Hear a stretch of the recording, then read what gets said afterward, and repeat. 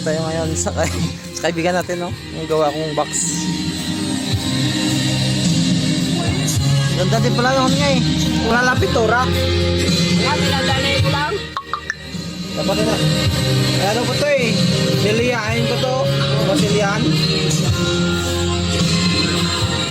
Kailangan na yan, yung... Yan. Saan ba yung yan lang yung volume niya?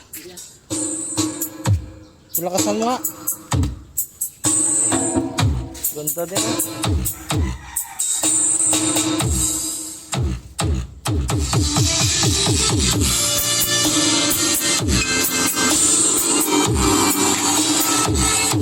Ganda din pala eh. Pintura na lang kulang. Parang kulang mo ano eh. Yung Yung butas. butas.